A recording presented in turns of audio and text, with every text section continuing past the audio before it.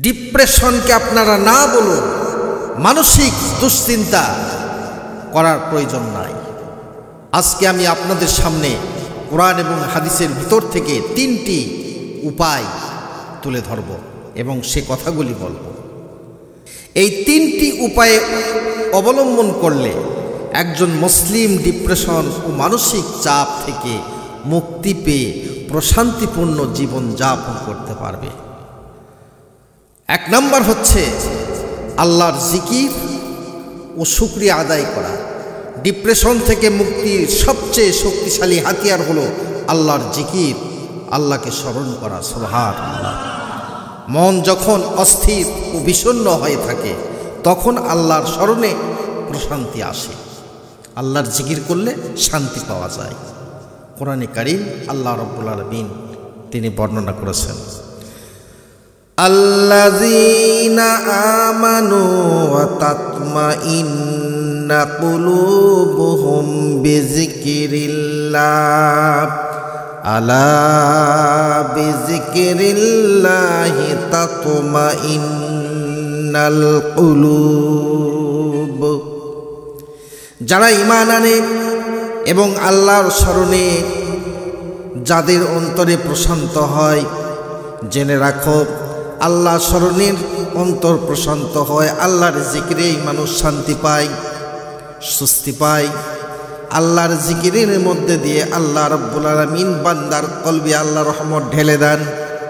বেশি বেশি তাসবিহ পাঠ করবেন, সুবহানাল্লাহ, আলহামদুলিল্লাহ, লা ইলাহা ইল্লাল্লাহ, আল্লাহু আকবার।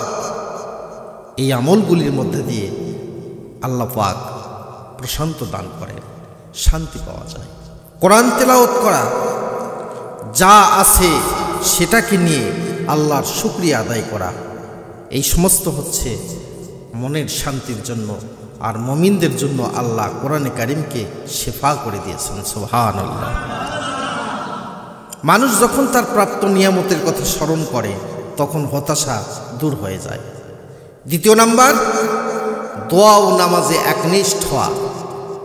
দোয়া হলো মুমিনের অস্ত্র। মানসিক চাপের সময় আল্লাহর কাছে সাহায্য চাওয়া, নামাজের মাধ্যমে তার নৈকট্য লাভ করা ডিপ্রেশন থেকে মুক্তির অন্যতম সেরা উপায়। সুবহানাল্লাহ।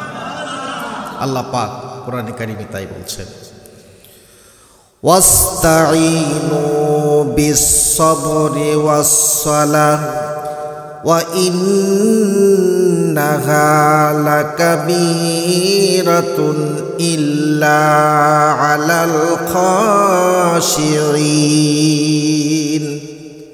তোমরা ধৈর্য ও নামাজের মাধ্যমে সাহায্য চাও, নিশ্চয় তা বিনয়ী ছাড়া অন্যদের জন্য করে কঠিন।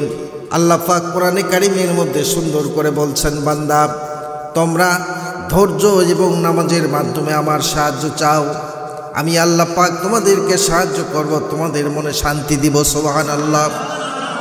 বিশেষ দোয়া মানসিক শান্তির জন্য রাসূল পাক সাল্লাল্লাহু আলাইহি সাল্লাম যে দোয়াগুলি করতেন আমি আপনাদের সামনে সেই দোয়াগুলি বলছি, আপনারা আমল করবেন। ইয়া মুকাল্লিবাল কুলুবি সাব্বিত কলবি আলা দীনিক। হে অন্তরসমূহের পরিবর্তনকারী, আমার অন্তরকে আপনার দ্বীনের উপর প্রতিষ্ঠিত রাখুন। এই হাদিসটি তিরমিজি শরীফে রাসূলুল্লাহ সাল্লাল্লাহু আলাইহি ওয়াসাল্লাম তিনি বলেছেন। দুশ্চিন্তা ও বিষণ্ণতার জন্য এই দোয়া অত্যন্ত কার্যকরী। আল্লাহুম্মা ইন্নী আউযু বিকা মিনাল হাম্মি ওয়াল হাযান। হে আল্লাহ, আমি আপনার কাছে দুশ্চিন্তা ও বিষণ্ণতা থেকে আশ্রয় চাই। সহিহ বুখারীর হাদিস এটা। নফল নামাজ, ফরজ নামাজের পাশাপাশি তাহাজ্জুদ নামাজ আপনারা পড়বেন এবং গভীর রজনীতে 2খানা হাত তুলে জায়নামাজে আল্লাহর কাছে কাঁদবেন, দোয়া করবেন। আল্লাহ আপনার মন ভরে দিবে শান্তিতে। সুবহানাল্লাহ। 3 নাম্বার যে কথা বলছিলাম, তাকদীরের উপর বিশ্বাস এবং ধৈর্য ধারণ করা। জীবনের প্রতিটি ভালো মন্দ আল্লাহর পক্ষ থেকে নির্ধারিত, এই বিশ্বাস স্থাপন করা মানসিক শান্তির জন্য অপরিহার্য। যা কিছু ঘটে তার পিছনে কোনো না কোনো কল্যাণ লিখিত আছে। এই বিশ্বাস মুমিনকে ডিপ্রেশন থেকে বাঁচিয়ে রাখে। সুতরাং রাসূল পাক সাল্লাল্লাহু আলাইহি ওয়াসাল্লাম বলেছেন, মুমিনের অবস্থা কতই না চমৎকার, তার সব কিছুই কল্যাণকর, আর এটা মুমিন ছাড়া অন্য কারো জন্য নয়। যখন সে সুখে থাকে তখন শুকরিয়া আদায় করে, যা তার জন্য কল্যাণকর, আর যখন সে কষ্টে থাকে তখন ধৈর্য ধারণ করে, এটাও তার জন্য কল্যাণকর। সহিহ মুসলিম শরীফে রাসূল পাক সাল্লাল্লাহু আলাইহি সাল্লাম তিনি বলেছেন। তাহলে মানসিক দুশ্চিন্তা, ডিপ্রেশন থেকে মুক্তি পাওয়ার জন্য আমাদের করণীয়টা কি? বিপদে পড়লে হতাশ না হয়ে এটা বিশ্বাস করা যে আল্লাহর মাধ্যমে হয়তো পাপ মোচন করলেন, অথবা আরও বড় কোনো বিপদ থেকে রক্ষা করছেন। আল্লাহর উপর ভরসা, তাওয়াক্কুল, নিজের মাধ্যমে চেষ্টা করার পর তার ফলাফল আল্লাহর উপর ছেড়ে দেওয়া, এই বিশ্বাস রাখা যে আল্লাহ যা করেন সেটাই আমার জন্য সবচেয়ে ভালো হবে। যে কোনো কাজে আমাদেরকে ধৈর্য ধারণ করতে হবে।